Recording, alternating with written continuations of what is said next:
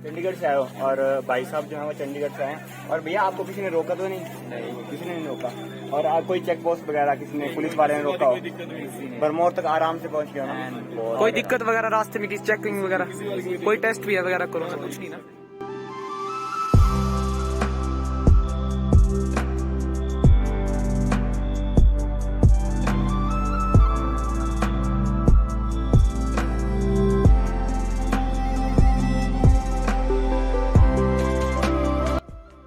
नमस्कार दोस्तों, आज मैं आपको एक ऐसी स्टोरी सुनाने वाला हूं जो आज तक आपको किसी ने नहीं सुनाई।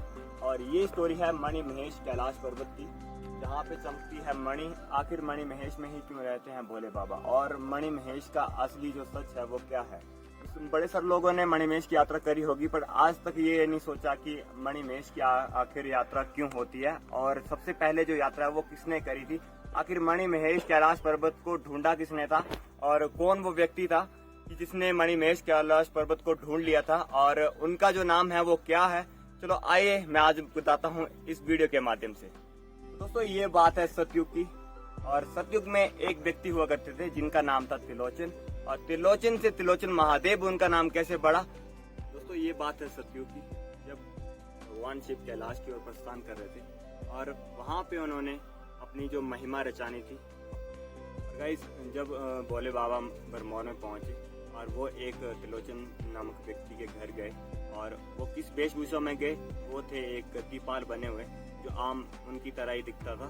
तो जब भोले बाबा ने कहा कि मुझे अपने भेड़ बकरियों के लिए नमक लेके जाना है और वो मुझे चाहिए, और जब उनकी माता जी से मांगा और उनकी माता जो थी वो उनको दिखाई नहीं देता था, और जब उनसे वो मांगा तो माता ने ना कर दी कि जैसे हमारे पास तो है नहीं।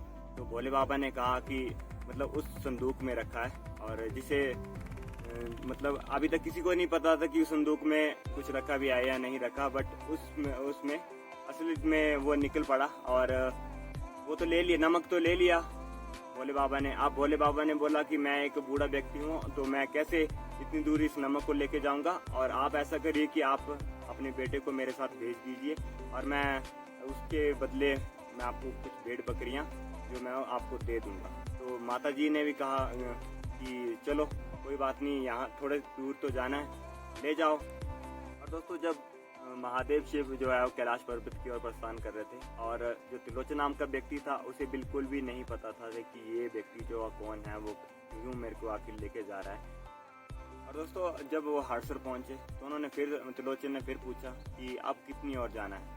उन्होंने बोला बस पास में ही जाना है और वहाँ पे हमारी भेड़ बकरियां होंगी, तो वहाँ से आपको वापिस भेज दिया जाएगा। तो ऐसे करते करते हड़सर से धनछो से सुंदरासी से गौरीकुंड से जब कैलाश मणि महेश डल लेक में पहुंच गए। और दोस्तों जैसे ही मणि महेश कैलाश लेक में जब पहुंचे तो महादेव जी ने उस कैलाश पर्वत की एक परिक्रमा करी, और एक परिक्रमा करने के बाद वहाँ पे है एक काली कुंड, और उस काली कुंड में छलांग दे दी। और छलांग देते ही, और जब त्रिलोचन ने देखा कि इस व्यक्ति ने जो है वो एक परिक्रमा करी है उसके बाद छलांग दे दी है, ना ये बाहर आया ना अंदर गया, तो आखिर गया कहाँ?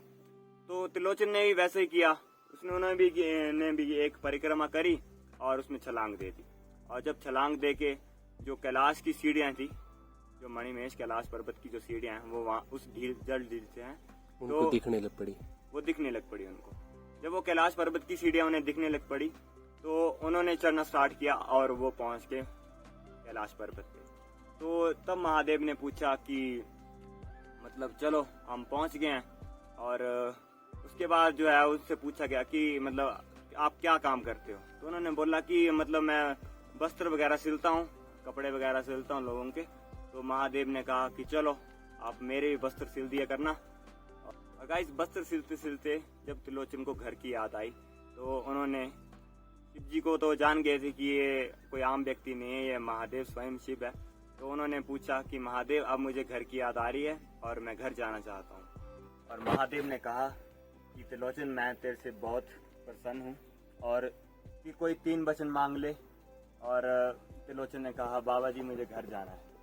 और बाबा जी ने बोला एक बार फिर मांगो, और बाबा जी उन्होंने बोला कि मुझे घर ही जाना है।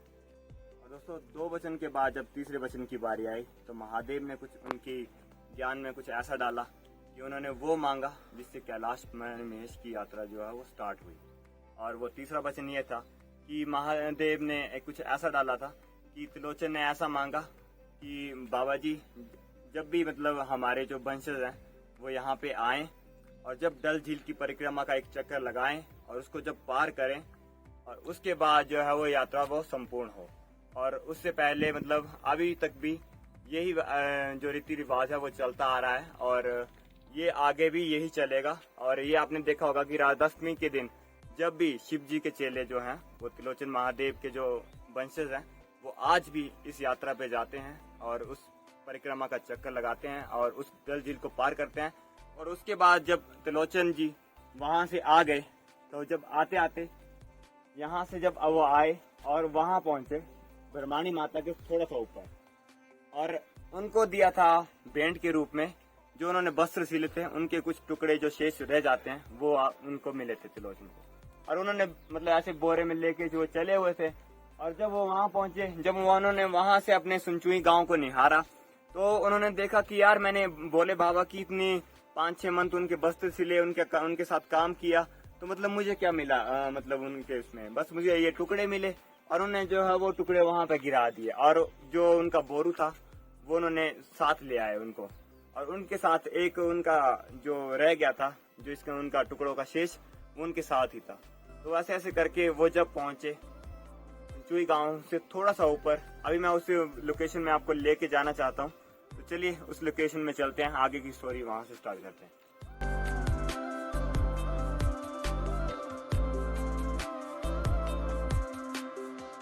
जब त्रिलोचन महादेव यहाँ पहुंचे और यहाँ से जब उन्होंने बांसुरी को बजाया तो उसकी आवाज जो है वो उनके घर तक पहुंची, उनके गांव तक पहुंची। फिर वो अपने घर की ओर प्रस्थान कर गए। और अब मैं आपकी जो स्टोरी सुनाऊंगा वो उनके घर में सुनाऊंगा, उनके मंदिर जहाँ पे उनका मंदिर बना है वहां पे सुनाऊंगा। तो चलिए वहां चलते हैं। और दोस्तों अभी हम पहुंच चुके हैं त्रिलोचन महादेव के घर में और ये जो घर है वो त्रिलोचन महादेव के वंशजों का है अब तो। और ये है त्रिलोचन महादेव का मंदिर और जिन्होंने हमारी वीडियो में हेल्प की वो है हमारे बॉबी भाई जो कि हैं एक रैपर और लिरिक्स भी काफ़ी अच्छा लिखते हैं। और दोस्तों अभी हम बैठे हैं त्रिलोचन महादेव के मंदिर में और हमारे साथ हैं अमित भाई जो यहाँ के पुजारी हैं। पुजारी जी मैं आपसे पूछना चाहता हूँ जब त्रिलोचन महादेव यहाँ पहुँचे और जब त्रिलोचन यहाँ पहुँचे तो मतलब उनके माता जी के क्या रिएक्शन थे और जो गांव वाले के जो है क्या रिएक्शन थे और गांव वालों ने क्या समझा था उनको? जैसा कि मुझे थोड़ी सी इन्होंने बताया कि क्या ये कहाँ पे पहुंचे हैं, इन्होंने बताया होगा आपको भी, लेकिन जैसे दंत खबरों के अनुसार हमें बताया गया है कि उनको जब जैसे ही उन्होंने बांसुरी बजाई तो उनकी बांसुरी के तेज में उनके बांसुरी की आवाज में इतना तेज था कि उनकी माँ को उनकी बांसुरी सुनाई दे गई थी। हम इतना ही मानते हैं कि 6 माह उनकी चली हुई थी। तो उनकी माँ जैसे ही बाहर आई तो उन्हें सुनाई दिया कि ये मेरे त्रिलोचन महादेव की बांसुरी है। तो जैसे ही त्रिलोचन महादेव जी नीचे पहुंचे, अपने गांव में पहुंचे, तो वो 6 माही या 1 वर्षी जो थी उसको बिल्कुल सेम एज दैट आप देखें तो जैसा नोआड़े में मंडल बनाया जाता है, मंडल में 32 छोटे छोटे बबरू मतलब छोटी छोटी पूरियां बना के, छोटे छोटे बटकड़ू मतलब छोटी छोटी माह की आटे की पूरियां बना के रखी जाती है। उसी प्रकार से जो छमेली या बरसी बनाते हैं उसमें भी 3200 ऐसे मतलब एक मंडल में रखे जाते हैं। तो उसको तब्दील करके नोड़ा लगा दिया गया था शिव जी महादेव का। और नोड़ा तो आपको पता ही है क्या होता है, नोड़े में भगवान की एंचनियां वगैरह लगती हैं, भोले शंकर की एंचनियां, गरुड़ पुराण, शिव पुराण, शिव विवाह, कृष्ण लीला वगैरह लगती है। तो वैसे ही मतलब गांव के बंदे इकट्ठे करके उसको नोड़े में तब्दील कर दिया गया था और नोड़ा गाया गया था। तो महादेव ने जब त्रिलोचन महादेव को पुठत्ता दिया था, अपना आशीर्वाद दिया था, तो उनके शरीर पर पीछे पीठ पर उनके पंजे के निशान आ गए थे। तो महादेव ने वचन दिया था कि आप किसी को बताएंगे नहीं कि ये क्या है, आप किससे मिले हो, आप किसके साथ 6 महीने तक रहे हो। तो अब घर में जब महादेव नहाने लगे, उनकी पत्नी भी उनके साथ थी, तो उन्होंने देखा कि इनके हाथों पर ये निशान कैसे हैं, ये हाथ के पंजे के निशान कैसे हैं। उन्होंने शक किया और उनसे पूछा कि ये क्या है। त्रिलोचन महादेव जी की पत्नी ने पूछा कि ये क्या है। तो त्रिलोचन महादेव जी स्तब्ध रह गए कि अब क्या कहें, क्या कहा जाए। तो त्रिलोचन महादेव जी ने उनको टालते हुए, थोड़ा धुतकारते हुए उन्हें मना किया कि नहीं, ये कुछ नहीं है, मैं नहीं कह सकता। तो वो अंत लेने पर बैठ गई कि अब मुझे जरूरत है, मैं चाहिए, सबसे पहले मैं पता करूंगी, अदरवाइज मैं कुछ नहीं, आपके साथ बात नहीं करूंगी, जो भी होता है। तो त्रिलोचन महादेव जी ने मना कर दिया कि नहीं, मैं नहीं जा सकता। तो उन दिनों के घर एक ही मंजिल के हुआ करते थे या 2 मंजिल के हुआ करते थे, और एक मंजिल में एक ही कमरा हुआ करता था। तो उन्होंने सब कुछ बंद कर दिया, दरवाजे की बाड़, अपने खिड़कियां, सब कुछ, टोलू चुवारे जो भी होते थे सब बंद कर दिए। तो महादेव जी जब उनको अपनी लिया आई, मतलब महादेव जी का जो आशीर्वाद था उसकी लिया आई, और वो ना कह सके, और जब अंत पर बैठ गई तो उन्होंने छप्पर फाड़ के निकल गए। उस शक्ति से, अपनी शक्ति से उन्होंने वो छप्पर फाड़ा, अपना ऊपर से छप्पर फाड़ के ही निकल गया, वहां निकल गए।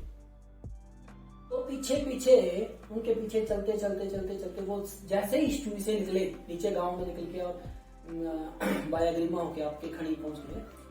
तो पीछे से त्रिलोचन महादेव की पत्नी भी आती है, लेकिन त्रिलोचन महादेव अपनी न्याय में थे, और उनको पकड़ पाना और उनका पीछा कर पाना तो बहुत मुश्किल हो रहा था।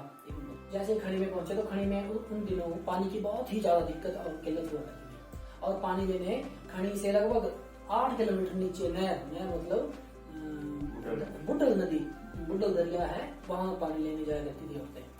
तो एक घर में पहुंचे और त्रिलोचन महादेव जी ने आग्रह किया एक बूढ़ी अम्मा से कि अम्मा पानी पिलाएंगे। तो उन्होंने मना तो नहीं किया, उन्होंने बोला कि बेटा पानी लेने मेरे नुए गई है, मतलब बहुएं गई है, तो जब तक वो आती है आप दूध, छाछ या लस्सी पी लो। तो उन्होंने उन्हें पीने के लिए छाछ दिया, दूध दिया, लस्सी दी और दही दिया पीने के लिए। तो त्रिलोचन महादेव जी बरदानी हो चुके थे, और उन्होंने अम्मा से, हमें दंत कथाओं के अनुसार, हम अपने तरफ से कुछ नहीं बोल रहे, दंत कथाओं के अनुसार, हमारे पास ना तो तथ्य हैं, इस चीज की माफी मांगते हैं, अगर कुछ गलती हो तो माफ कर दें।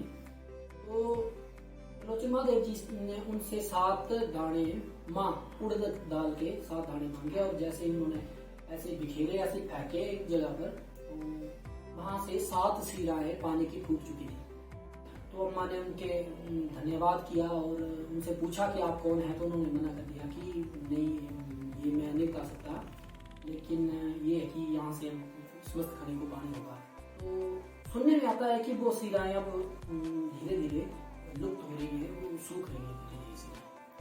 तो वहां से आगे चलते वहां से भी निकल गए वहां से। तो आगे जाके एक जगह खड़ामुख नाम का स्थान है, वहां से उन्होंने रावी नदी में छलांग लगा दी और अपने देह को त्याग दिया। और जैसे ही वो वहां से आगे, मतलब देह त्याग दिया, उनका देह मिला नहीं किसी को भी, क्योंकि पानी हुआ करता था नदी में, पता नहीं कहाँ गया। कुछ दिनों के बाद लोथल नाम की स्थान है, जहाँ पर हमारे प्राचीन महादेव जी का मंदिर है, त्रिलोचन महादेव जी का मंदिर। वहां के लोगों को वो सपने आने लगे और सुना है हमने कि कहते थे कि मुझे यहाँ से निकालो। ऐसे शिवलिंग उन्हें दिखता था कि नदी में बहुत ही विशाल शिवलिंग ऐसे नदी के साथ आ रहा है, बहता हुआ आ रहा है। तो उन्हें सपने आने लगे। उन दिनों के लोग कुछ देवताओं में ज्यादा ही विश्वास करते थे, तो उन्होंने इकट्ठे होकर जब बात कही तो सबने ये बात स्वीकारी कि हाँ सपने आ रहे हैं, तो जाके नदी में देखा जाए। जैसे ही गांव के लोग नदी में पहुंचे तो सच में ही उन्हें एक शिवलिंग मिला, जो आज त्रिलोचन महादेव गहरा से लगभग 10 किलोमीटर आगे स्थापित है। तो जैसे ही उठा के सबसे पहले जहाँ पर रखा, वहां पर वो शिवलिंग स्थापित हो गया और वहां से हिलाया ना जा सका। तो आज त्रिलोचन महादेव जी की वहां पर पूजा होती है। और जिस दिन वहां पर हम क्या, लगभग औरतों का जाना बिल्कुल मना है, क्योंकि अब उनकी मान्यताओं के अनुसार नहीं, वहां उस मंदिर में औरतें नहीं जा सकती हैं। और आज भी जब राधाष्टमी के दिन मणिमहेश यात्रा का लास्ट दिन होता है, जिस दिन चेले हमारे शिव के वरदानी, उनके वंशज, त्रिलोचन महादेव जी के वंशज जो आज डल क्रॉस करते हैं, उस दिन त्रिलोचन महादेव में बहुत ही बड़ा मेला होता है। त्रिलोचन महादेव लोथल में बहुत ही बड़ा मेला होता है और धूमधाम से त्रिलोचन त्रिलोचन महादेव जी का मेला मनाया जाता है।